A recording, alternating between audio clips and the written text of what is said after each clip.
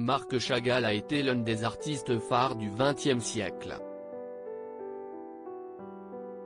Le peintre et graveur, ami proche de Pablo Picasso, a marqué son époque avec ses œuvres singulières à mi-chemin entre le surréalisme, le néo-primitivisme ou encore le fauvisme. Il était particulièrement apprécié pour ses peintures inspirées par la tradition juive, mais aussi par des contes de fées russes et par ses rêves délirants. C'est aussi à lui que l'on doit le majestueux plafond de l'Opéra Garnier à Paris. Lorsqu'il s'est éteint en 1985, l'artiste a laissé derrière lui un impressionnant patrimoine artistique ainsi qu'un héritage colossal, dont ont pu bénéficier ses deux enfants mais également sa dernière épouse Valentina Brodsky. Un testament essentiellement composé de tableaux d'une valeur inestimable qui a attisé bien des convoitises, raconté ce jeudi 13 mai dans un numéro inédit du magazine Héritage sur NRJ12.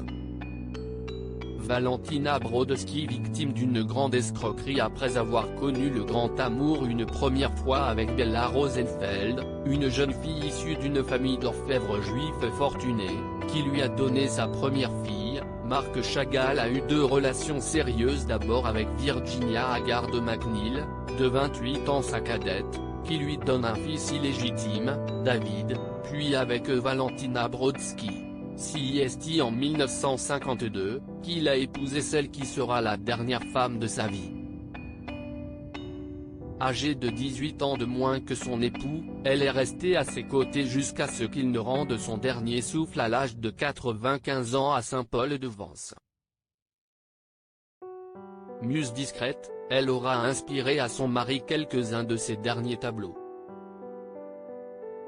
Si elle a pu récupérer une grande partie des œuvres de son mari à sa mort, cet héritage aura été lourd à porter pour la veuve du peintre qui a été escroquée par sa gouvernante Irène Menskoï.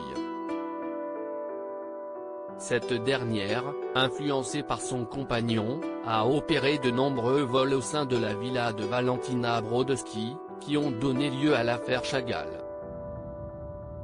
Valentina Brodsky s'est éteinte en décembre 1993 à l'âge de 88 ans.